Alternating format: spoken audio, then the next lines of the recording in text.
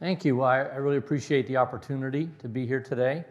I think I did a Zoom presentation for a group, and Pat decided, hey, let's do this at the church. So I'm glad to honor that.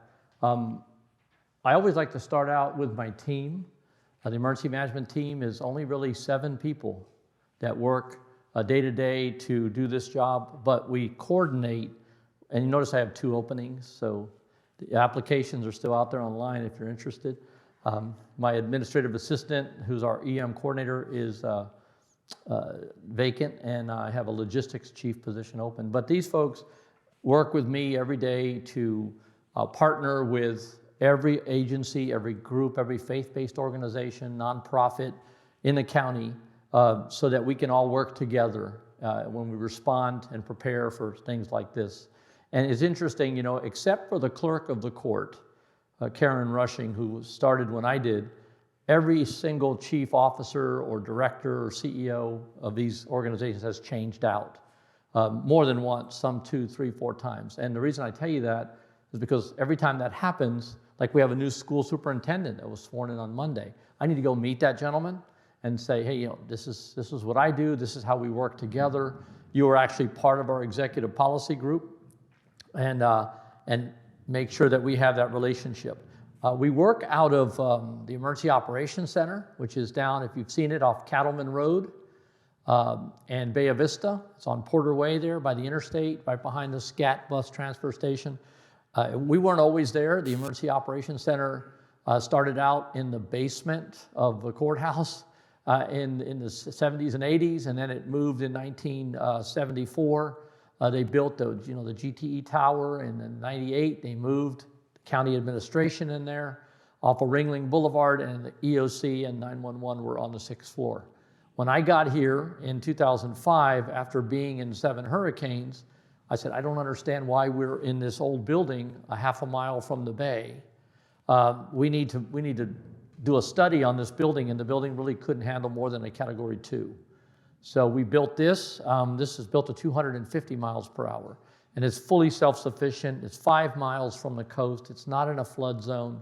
And we need that because you have to be able to have your response team functional to respond to the public after a storm.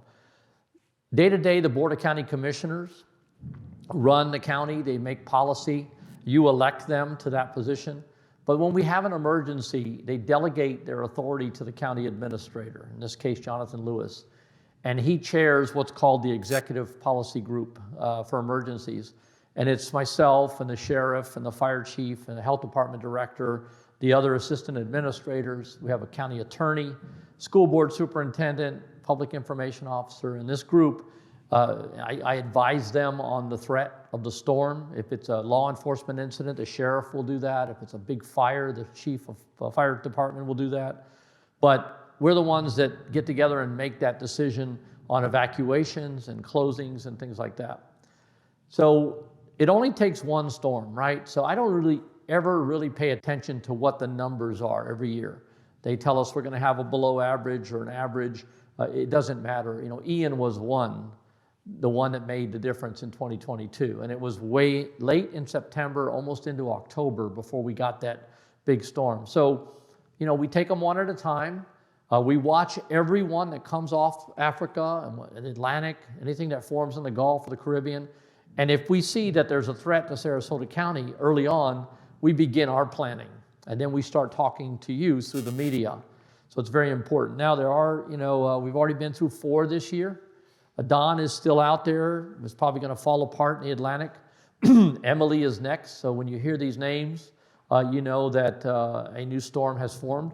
And you'll notice in the bottom, Harvey, Irma, Maria, and Nate were from this same group of names, but those were all retired because they were all bad storms in 2017. Now this is the early outlook from the Hurricane Center and from other forecasters. You know, this has already been updated, but when I saw this, I called the Hurricane Center and I said, I need you to take that middle one off. We already did that last year. And they laughed, and I don't think that's going to happen. But this is the potential. This is the potential for where the storms could hit. And it pretty much, you know, the East Coast of the United States is very vulnerable, and they've been lucky for a while, but they've had big storms in the past. Don is sitting out there in the Atlantic. There's nothing else so far. There's a lot of dry air from the Saharan dust layer that comes off of Africa and across the Atlantic that chokes out the storms. There's a lot of wind shear. So the environment is not favorable for development. That's what you'll hear the meteorologists say. That could change. The water, I can tell you, is very hot. The water is so warm, it's like it should be in September timeframe. So if one were to get through that wind and stuff, we could see a development. One of the things I really need the public to understand that not everybody does is how to understand the forecast information that you get. Everybody has seen the cone. We call this the cone of uncertainty, but I'd say it's not the cone, it's your zone. If you live in an evacuation zone, a flood zone, you need to evacuate if we're calling for that evacuation. And just remember that this cone, you could be out of it, but the storm is bigger than the cone. The cone is nothing more than the center line of that storm where it could be in the next 2, 3, 4, 5 days. The storm, for example, Ian was 400 miles across, and the eye wall was 50 miles. So that tells you Charlie in 2004, if you were here, could fit in the eye of Ian. That's how big this storm was. Okay, that is an actual infrared satellite image of Ian just before landfall. You can see the red is all the way up into Tampa and beyond the Keys. So the worst part of this storm is the right front quadrant. So right there where Fort Myers is, they got the worst of it. We got that northern piece in Northport and Inglewood. We did get 100, 130, 120 mile an hour winds. The storm surge, though, was primarily into Fort Myers Beach. Our job is to protect the public by doing evacuations, and they're based on two hazards, the storm surge and flooding and the wind. The storm surge affects anybody who's in a low-lying area, barrier island, along a river, a bayou, a creek, and we have a lot of those on the coast. And you may not realize that you live 10 miles up a creek, but here comes the water from the storm surge. And then mobile homes and older homes are very vulnerable to hurricane force winds. They can fall apart. So we want people in these situations to evacuate, and also RVs, recreational vehicles, and people that live on boats. Because of the economy and the rent, believe it or not, a lot more people are buying a boat and putting it in the mooring field and living on the boat and then rowing to shore to go to work every day and get in their car. And that's fine. If that's your lifestyle, if that's something that you can do. But when these storms come, that's no place to be. So we have to take law enforcement and fire rescue boats out and make sure that nobody is on those boats before the storm arrives. Mobile homes and RVs are considered part of the level A evacuation. The red on the map, and you have the map here inside the center of this guide that I left for you. Why is storm surge such a threat in the Gulf of Mexico? It's because of the continental shelf. We have very shallow waters that go out several hundred miles before it drops off. So that water has an opportunity to build on top of that shelf.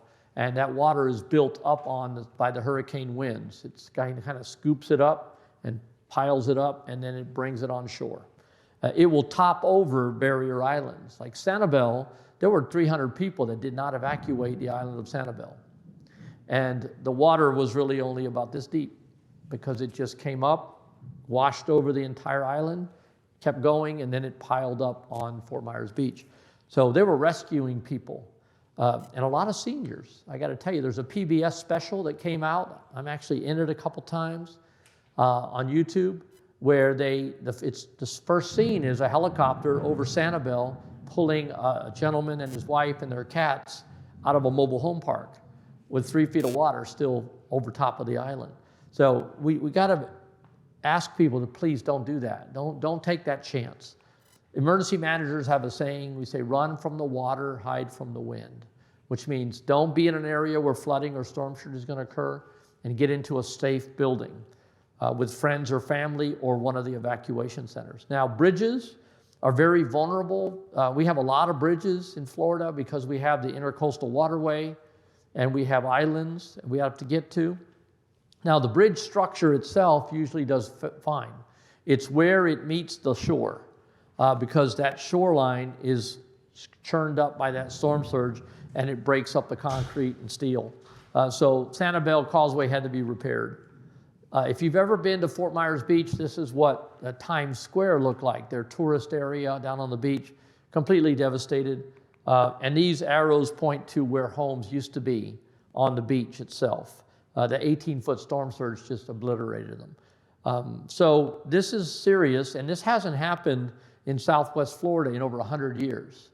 Ian was the first storm to do that, so most people had no real idea of what storm surge really can do. And now, we have a reminder from that situation.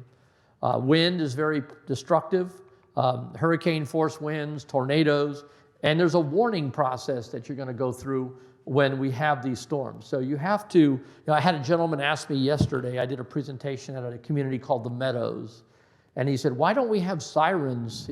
Everywhere I've been, we have sirens that warn the people. Well, this phone is the siren of the 21st century.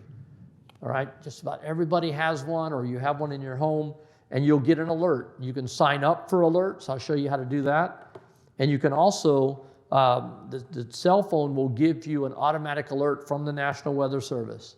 They'll tell you whether you're under a hurricane watch or warning, a tornado warning, and you just need to know what you're supposed to do when that happens. So before the storm comes, there's a lot of things that you need to know. You need to know your level, which is your evacuation level, whether your home is in one or not. You need to know what your home can handle. If you're not in an evacuation level and you're going to stay, how is your home protected from the wind? Know your plan. Are you going to stay or are you going to go somewhere? And where are you going to go? Have a supply kit for 1 week of food and water.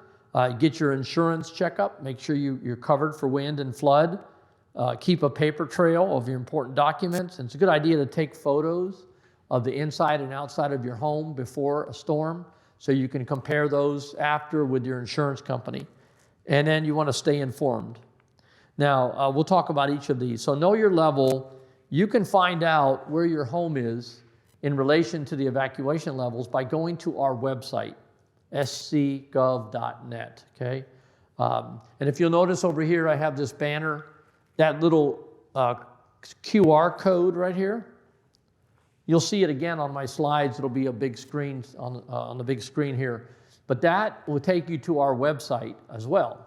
You just put your camera up there and capture that code, and it will take you to our hurricane preparedness website, which is mobile friendly, which means your phone can play with it and see. You can read what's on there. We have a Know Your Level tool. So if you go to the website, either on your phone or it's a little bit trickier on the phone, but on a computer, you go to scgov.net, then you see the arrow there, you go to I want to, and then it'll open up a menu and you go to Find My Evacuation Level, and then you'll get this tool and you put your address in that upper corner and it'll show you where you're at. So this particular property is in an A because it's near the Hudson Bayou there, and the storm surge can follow it right up there to even though they're off of 41 there.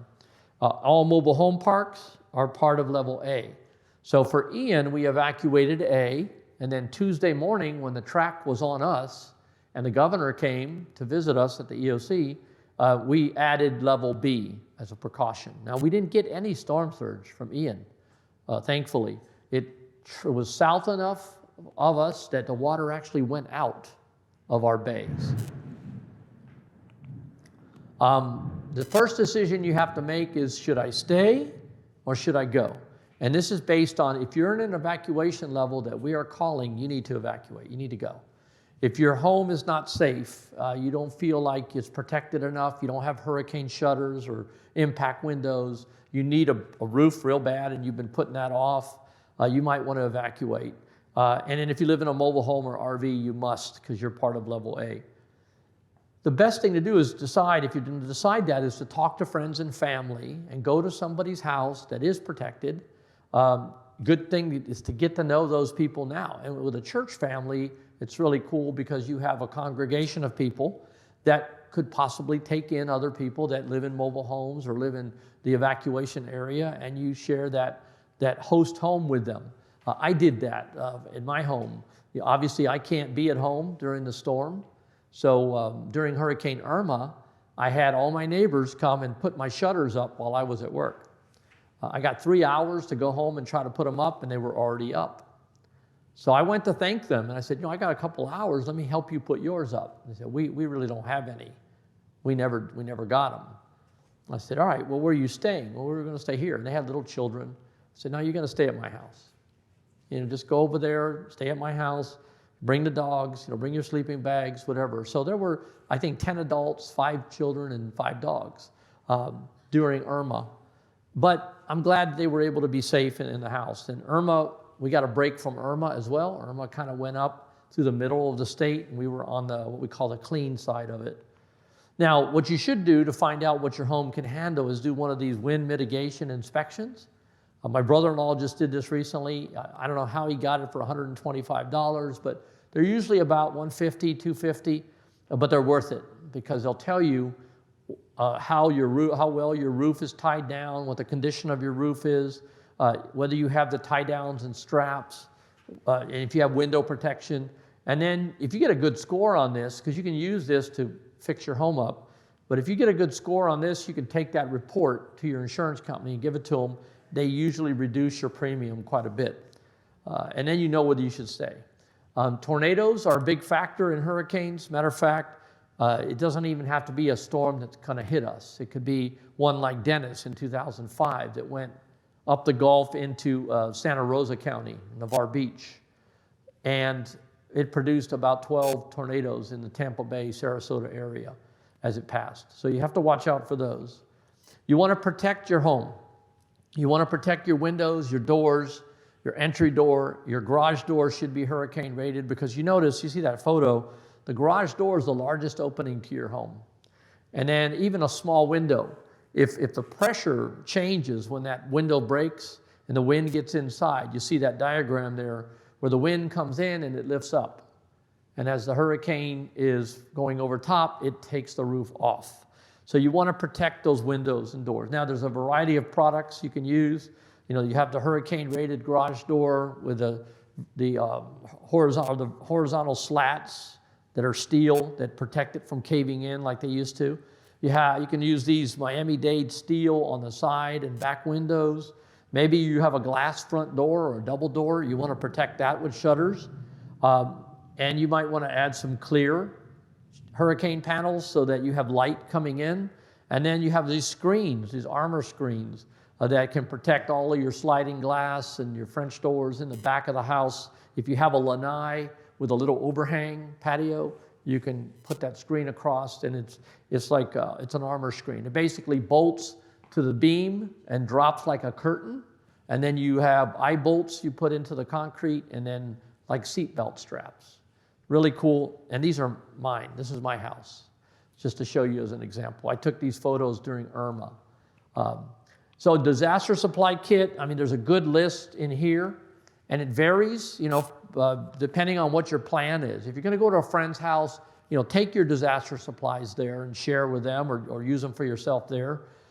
Bring them to the Hurricane Evacuation Center if you are coming there, and then you need to add some things. You need to add, what are you gonna sleep on, right?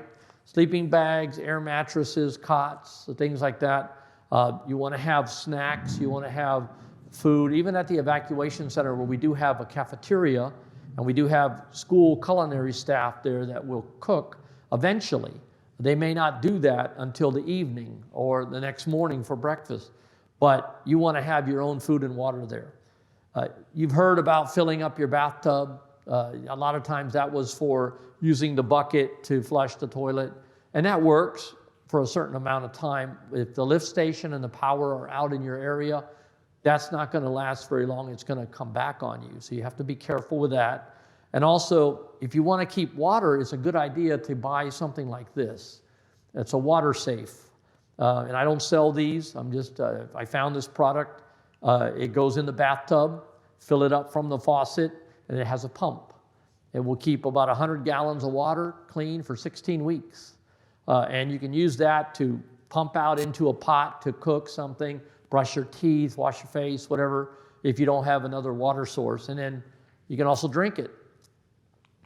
A good idea, especially if you're going to leave your home, you don't know if the power went out if you haven't been there until you talk to somebody in the neighborhood. And even in neighborhoods, there's a feeder that may feed the homes across the street, and they're getting power, and yours is on a different feeder, and you're out. And it happens that way sometimes. So it's a good idea to take a cup of water and let it freeze overnight in your freezer. Put a quarter or something on top so that after you get back after your travel, you notice that it's down on the side or down in the middle. That means you defrosted for a couple of hours, and it only takes 4 hours to ruin food that's not being refrigerated properly. So you want to throw that out. A lot of people don't do that, and they get sick from eating spoiled food after the storm. You want to get your insurance checkup. You want to make sure that your insurance coverage is keeping up with the economy and keeping up with the value of your home, so that the cost of rebuilding it doesn't hit you if something happens. And also keep in mind, for a hurricane, there's a deductible. My roof was damaged, and I had to pay the hurricane deductible, and it was $9,000. I had $37,000 worth of damage. $9,000 of that was on me. Luckily, we had that in the bank. I wasn't happy to give that, to use that towards that repair, but we had it. Many people don't have that. When FEMA comes into town, there's a 1-800-621 FEMA number everybody should call, even if you don't qualify for anything. Because if you need that deductible and you have insurance, but you don't have the deductible money, you can go to the Disaster Recovery Center with FEMA, and with them is the Small Business Administration, SBA. They actually were giving out loans to people, low-interest loans that you could pay over 30 years or whatever, for the deductible. So they were getting the $5,000, $6,000, $7,000 loans, so they could pay that part and let the insurance company take care of the rest. So think about that if that ever happens to you from a storm. You want to keep a paper trail, not just for hurricanes, but for all the time. You want to have all of your important documents, your insurance policy, wills, death certificates, birth certificates, all those documents that are hard to replace in a waterproof, fireproof container, or a safety deposit box in a bank. And a good idea too is, you're all familiar with what I call it a thumb drive, a little USB drive that goes in the side of a computer that stores files, or even on your phone in the cloud, as they call it. Take photos of everything inside your home. Take photos of the outside of your home. Some people get a drone and fly it up, and they hire somebody to take an aerial of the top of their building so you can see the before and after, and put that in that safety deposit box. It really helps expedite. If you have an inventory of what you had in the house, you have photos of it, that is really a good thing to have. Now, some people say, I'm not going to stick around for this. I'm going to leave the area. I'm going to go visit my cousin or my son or my daughter who live in Georgia. So they get in the car with all their stuff and they start driving, and they find that everybody's got the same idea as on I-75. And I talked to a gentleman who came from North Carolina to pick up his grandkids because his son was a police officer and his daughter-in-law was a nurse. And they had to work after the storm. So he came down, took him 9 hours to come from Carolina, from the cabin, to pick up the kids, and then 18 hours to get back. Because of the traffic, the fuel was scarce. So you want to think about other routes. You want to think about Clark Road becomes State Road 72 and goes all the way to Arcadia, right? And it connects with 70. State Road 64 goes way out. That's the old the trails that people used to take before 75 came into play. You can take those roads, but you want to make sure you have a full tank of gas. And please fill your gas tank, but be careful with extra containers. You don't want to fill up extra containers and put them inside the car or even in the trunk. And please never use plastic bags. This lady, unfortunately, made a bad decision. I don't know what the outcome of this was, but that fuel will eat through plastic bags so fast, it'll just be filling her trunk. And that creates a flammable situation. So I've seen crazy things like that before. We want you to not do that. We want you to use the approved containers if you have to have extra cans. The evacuation centers, sometimes known as shelters, we changed the term to evacuation center because this is for during the storm. During the heat of the storm, when it's going to be bad, you need to be in a safe structure for 24, maybe 48 hours. A shelter is where you go after the storm.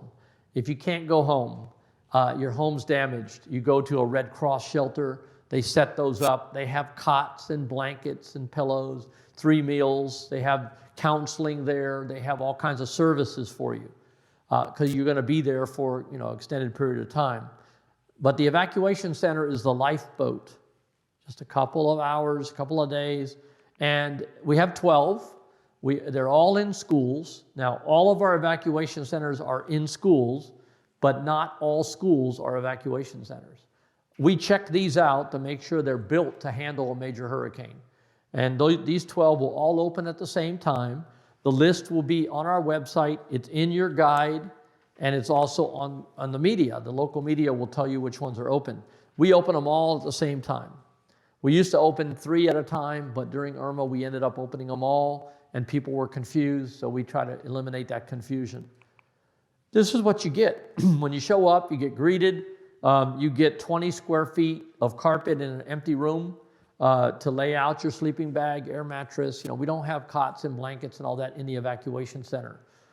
So you have to think about that and bring all your stuff. And it's really better to go to a friend or family member's house if you don't want to do this, because you're going to be in a building full of people sharing all the facilities there, and you only get 20 square feet. But they are there.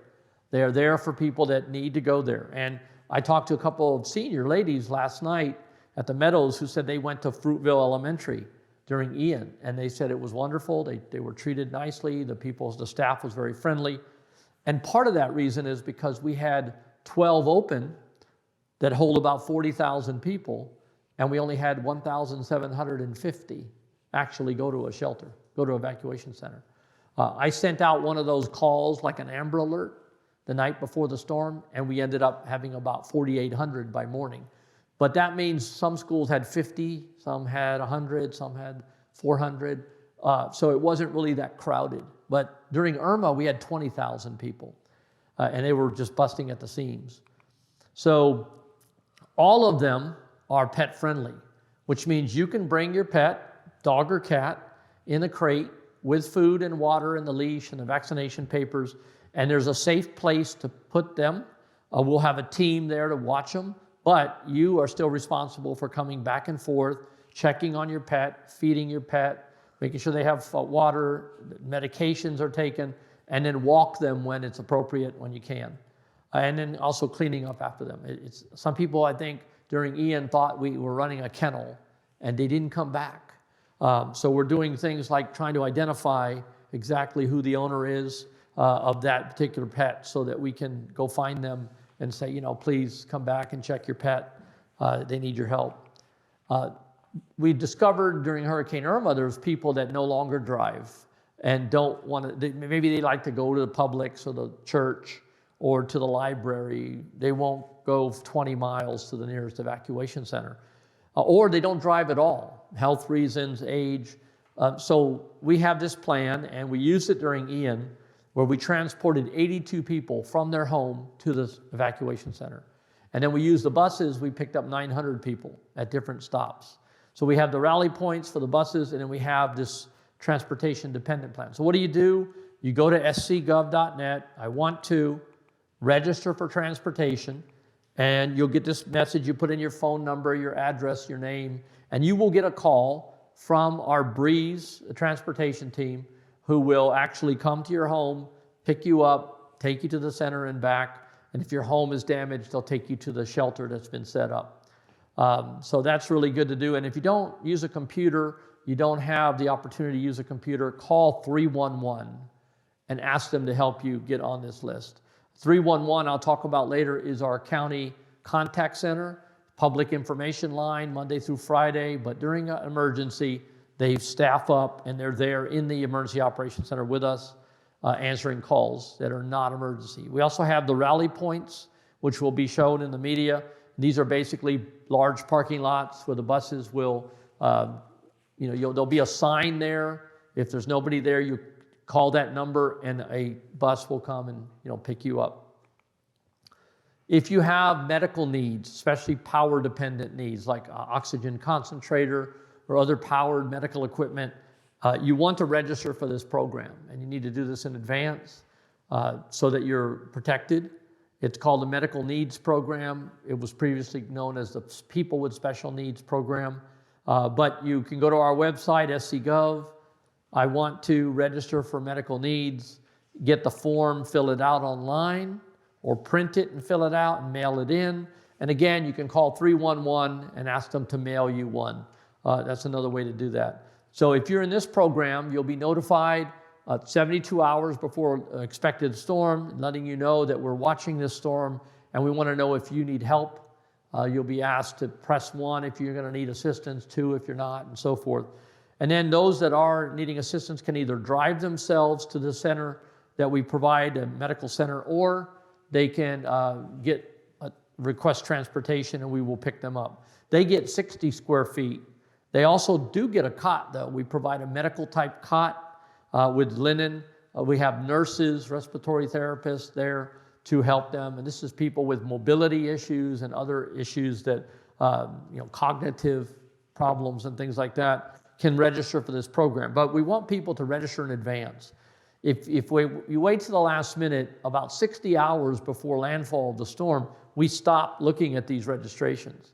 And the only thing you can do, if you still want to get in that program at that last minute, is to call 311 and we try to triage you quickly and get you in. But that puts a lot of pressure on you and us. So please, if you or somebody you know needs to be part of this, we need to get them registered. You're going to get watches and warnings when the storm is coming. A watch means that we could see hurricane or tropical storm conditions in the next 48 hours. When it gets to a warning, we're looking at 36 hours. So that means that, like Ian, we were in a watch and a warning. We did get part of it in South County, and we got winds up here. Luckily, the highest wind I got at the Emergency Operations Center was 65 sustained. And I called when it was going through Northport, I called the Weather Service. I said, when am I going to start seeing the 100-mile-an-hour winds? They said, you're never going to see those. It's already going through Arcadia. The storm was moving quickly, dropping a lot of rain. Northport got 23 inches of rain, and that's why the streets flooded the next couple days, and we had problems. When the winds get up to sustained 45, 50 miles per hour, our chief of police and sheriff and fire chiefs all stop responding to calls. They bring their units back into safe location so that we don't lose first responders en route to a call in the middle of the storm. So that's why we want people to get to a safe location. You can still call 911 and they will help you over the phone with teaching you how to do CPR or help stop that bleeding or deliver the baby or whatever's happening at your home. And that happened. We had 920 calls and we were out of commission for 17 hours because of the wind and the storm and the trees and stuff that were down afterward. So remember that. You need to be in a safe location. And this is a good idea, too, to take CPR classes and stop the bleeding classes when you can from organizations that give that training. So you might be that person that saves the life of your loved one or your friend who's having an issue during the storm. You want to watch the local media, ABC 7, 6, 8, 9, 10, because they're going to talk about what's happening in Florida, what's happening here in our county. 7 and 6 are local. They're going to talk about it specifically. The Tampa Bay channels will talk about us because we're the furthest south in their market, but they'll also be talking about Hillsborough and Pinellas and Pasco and all of that. So watch local, CNN, Fox, Weather Channel. Those are great, but they'll talk a little bit about the storm. Actually, I was on all of them during Ian.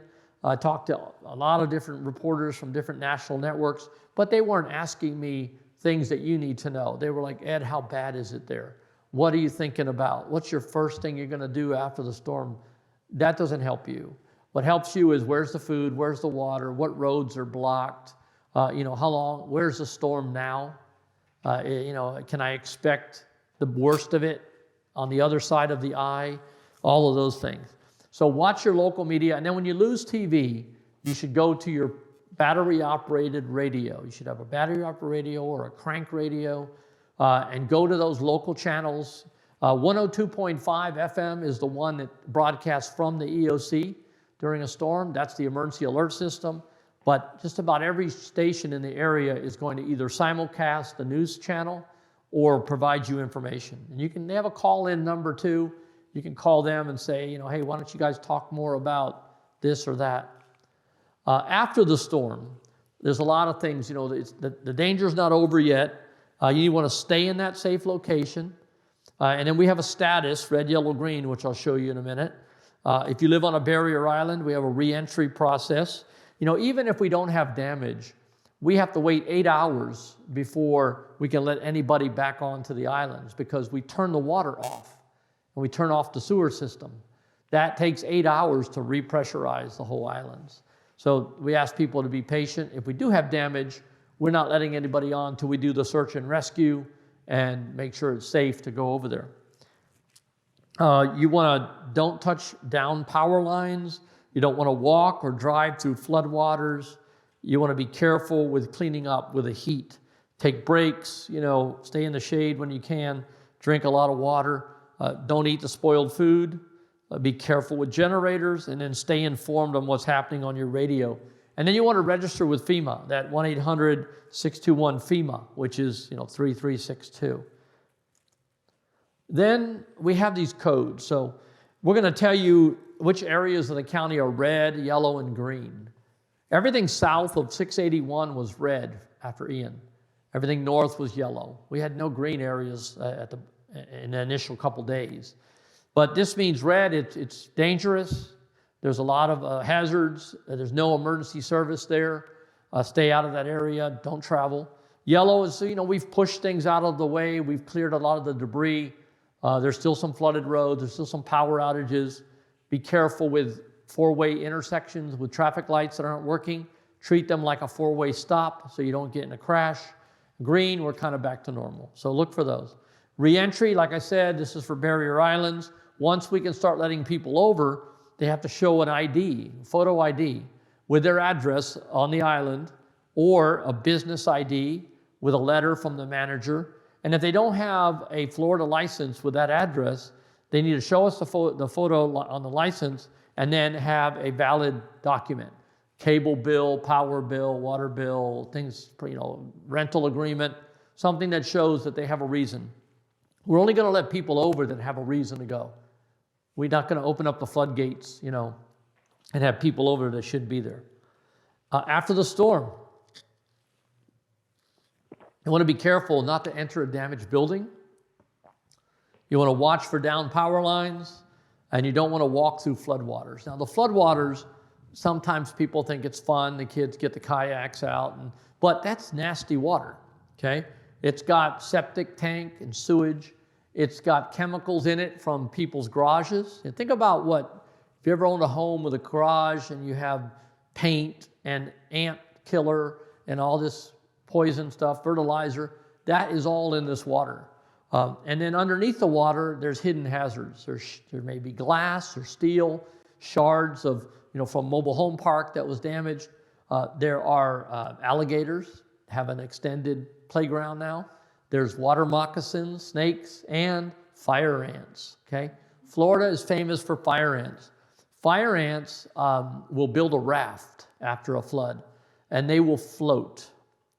Imagine the guys on the bottom have it worse than everybody, right?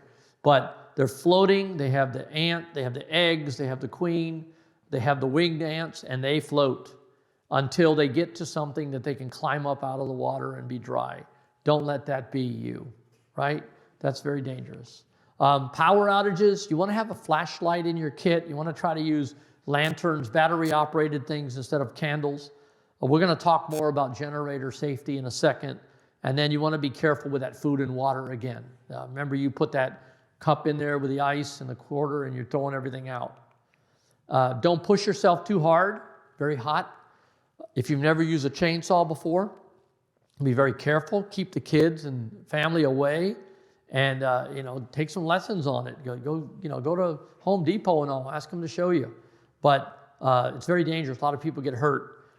They don't understand that if you're on a ladder and you're cutting this limb, once you cut it, it could come right back down and take you off that ladder. And that's usually what happens. You have to be very careful on how you cut and where you're standing. And I don't mean to insult anybody's intelligence. I'm just telling you that happens. And then stay safe in the heat.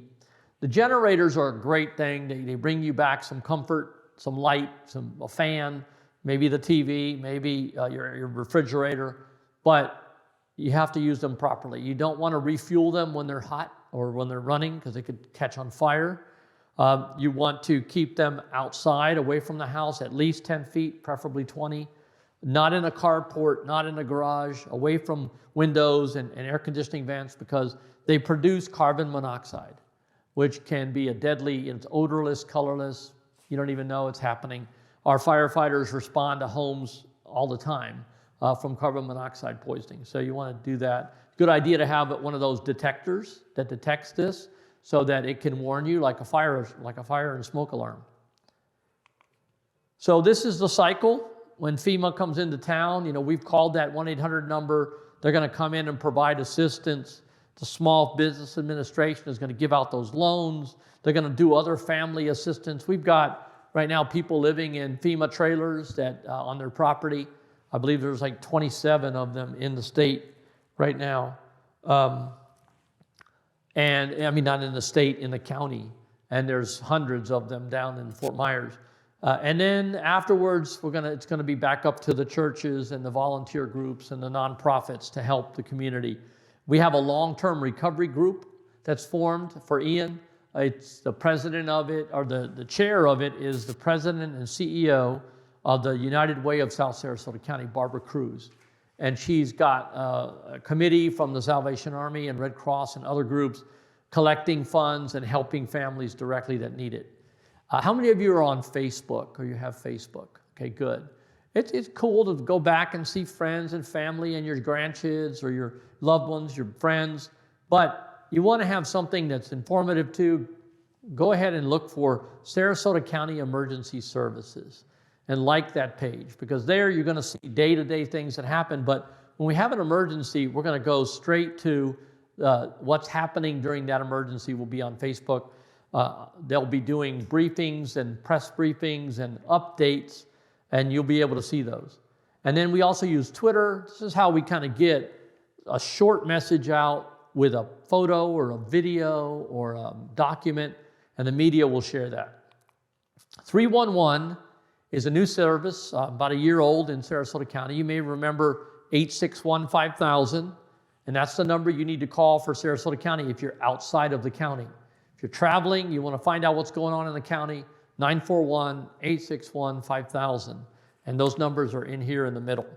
But now you can dial 311 inside the county, and you can talk to them about whatever your questions are. You can also, if you're into smartphone apps, you can download that app right there, 311 Connect Sarasota County, and you'll be able to, let's say you're taking a drive and you see a downed tree in the middle of the road. You take a photo of it, you send it through the app. They get the location from the photo, or you can also write it in there, and they will send a work crew to go take care of that. So it's really cool. We've been using that. I used it recently for, if you're familiar with Fruitville Road, and they put in Lorraine Road, which goes into Manatee County now. It's lit up pretty bright, but when those lights aren't on, people pass it because you can't see it, and they end up going past Fire Station 10 and turning around. So that happened one night. So I sent it into, took a photo of the dark, and I sent it into them and said, hey, what's up with the lights? And the next day they were back. So I don't know if it was me or a lot of people that did that, but it's definitely a good service. Alert Sarasota County is the telephone notification service that you have to sign up for. Whether you live in the county or one of the cities, you go to alertsarasotacounty.com, and then you'll see it. You'll put in your address, your phone numbers, and when something happens in your neighborhood, will 911 may draw a circle around your neighborhood and send that message to you. And then you can get a lot of alerts, and you can sign up for all kinds of alerts. I wouldn't recommend you sign up for all of them because you'll probably be nonstop getting alerts, and you'll get upset and you'll shut it down, right? So get the alerts you need, and the automatic alerts will come through the National Weather Service for tornadoes and things like that. Disaster planning guide, they're at the table. Take as many as you want. Take one for a neighbor.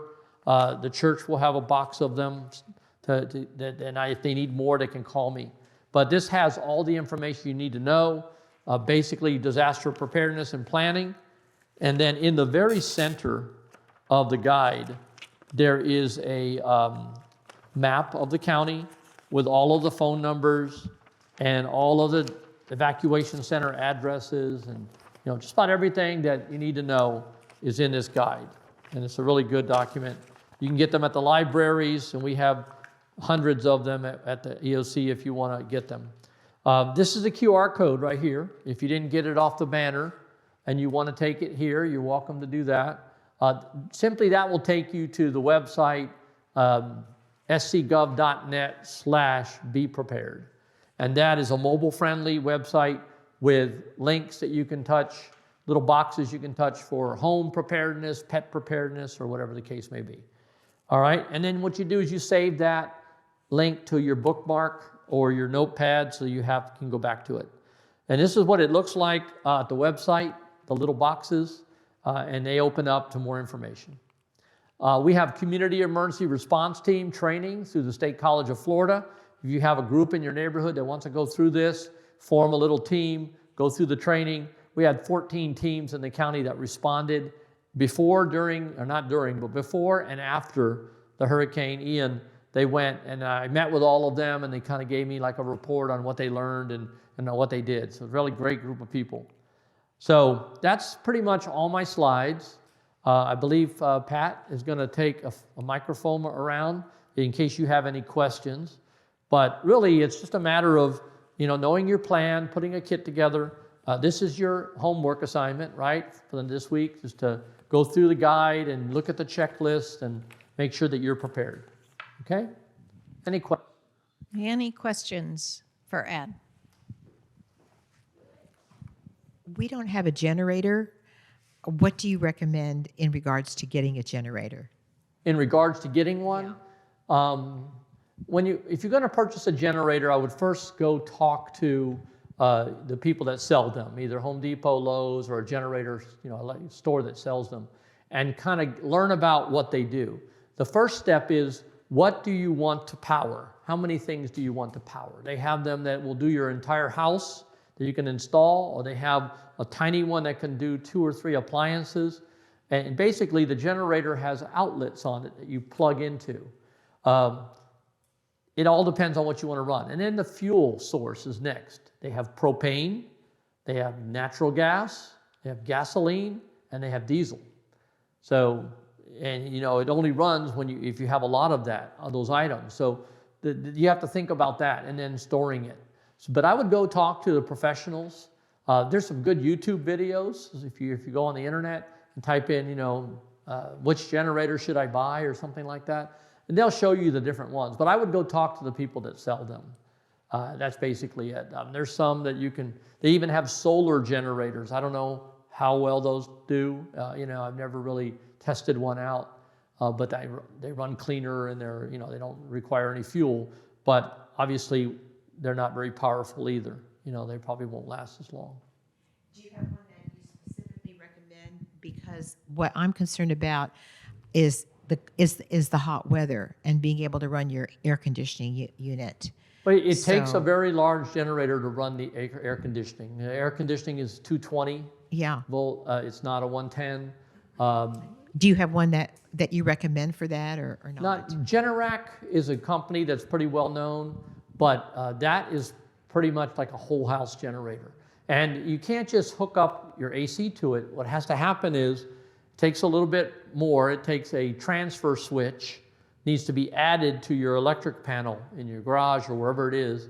And then the generator actually is wired to that. And when the power goes out, the generator will automatically come on by itself. You can look into that. I mean, a Generac whole house generator installed used to be 10,000. It might be 15, 20,000. I'm sorry? It's a lot more than that Yeah, now. yeah. It's probably Well, 20 now. Exactly. Yeah. Yeah, yeah. It's a very expensive device, but that's what it takes. But I would go talk to them and ask them if they have a large one. But the thing is, with a larger one, they get so heavy, it's almost needs to be something that you tow behind a truck, you know, to be powerful enough to run the AC in your home. Some of the big all house ones don't run the AC. They just run everything else. But it would take a big generator to do that.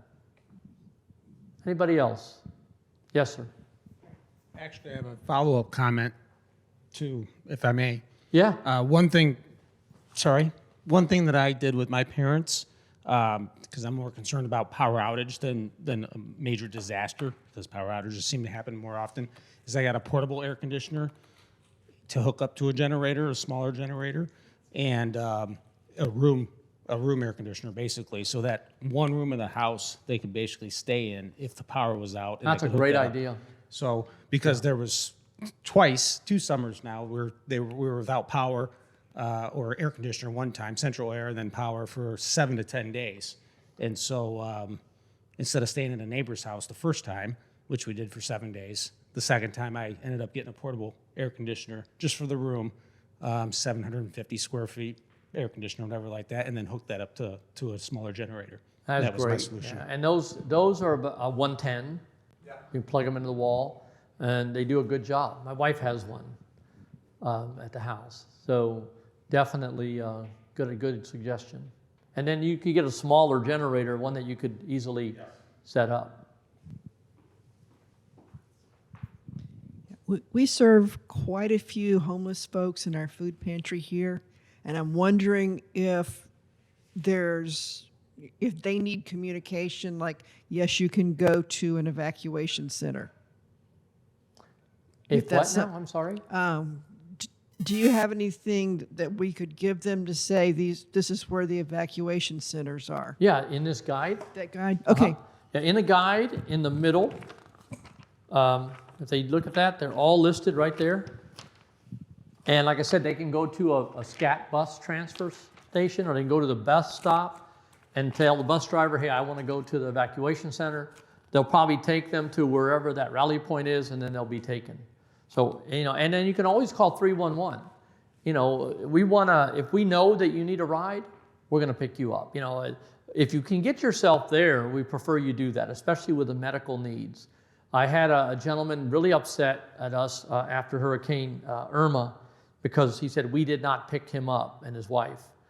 And I said, well, tell me what happened. He said, well, they told me the day before they were going to come at noon. They didn't show up. So at 1 o'clock, I put her in her wheelchair, I pushed her into the van, and we drove.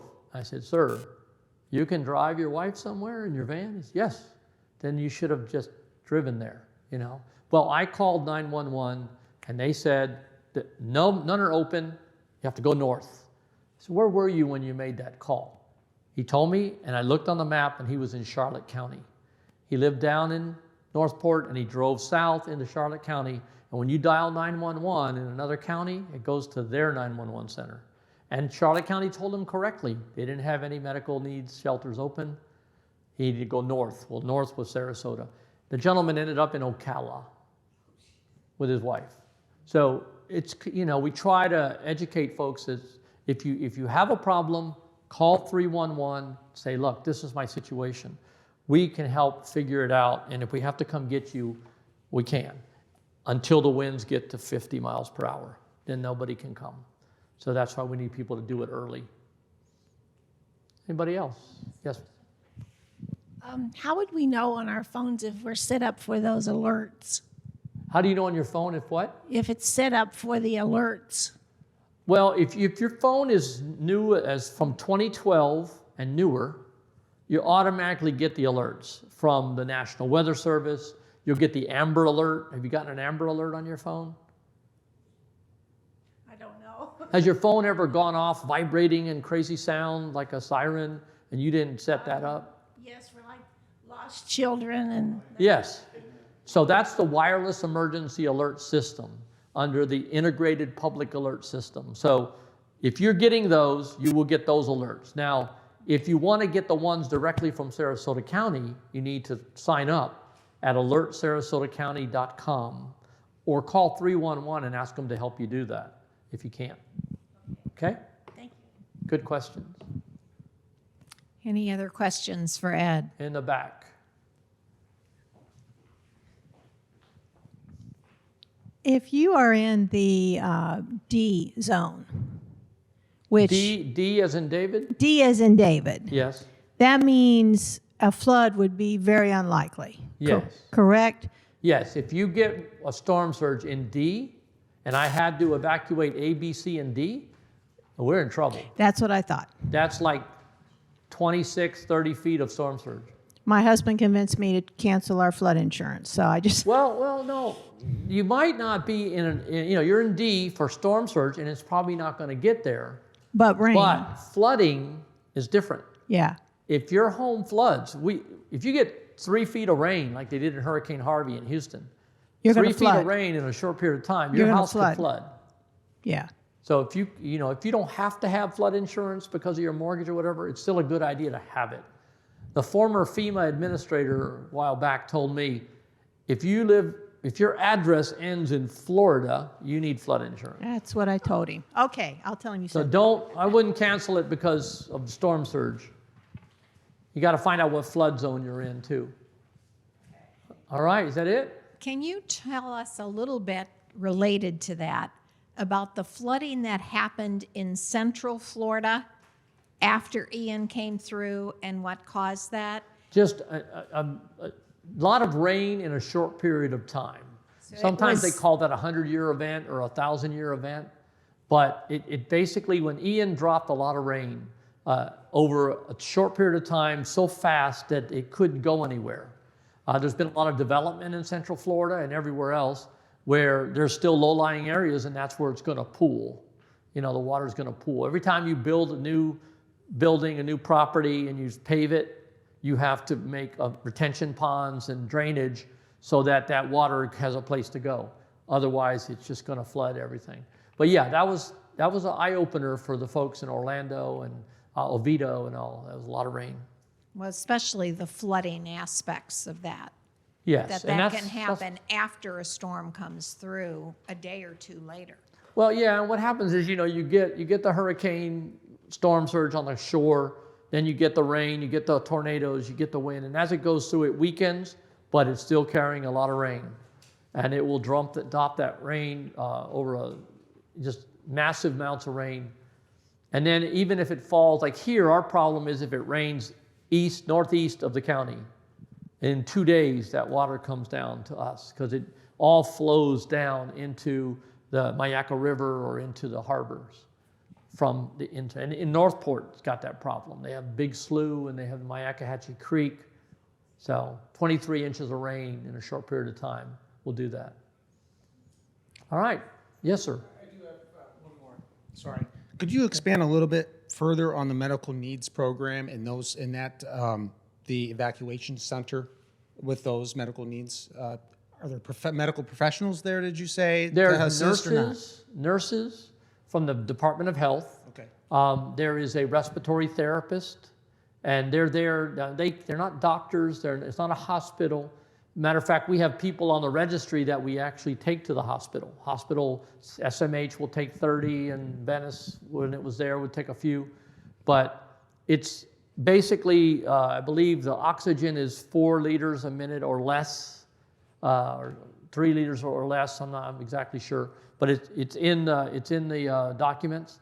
When somebody registers, our people will look at it. Our nurses from the health center will look at it, and they'll say, this person can go to the evacuation center with us. This person has too much oxygen need, or they have a feeding tube or something. They need to be at a hospital, so they make that determination. But that's why we want people to register early, so we know whether or not, they can go, and if not to the hospital. So during that registration process, there's a questionnaire then? I mean, as far as Yes. your needs and It's everything a else? double-sided form. Okay. And we ask you to fill it out with your doctor's help or whatever to the fullest extent. We put all that into a database.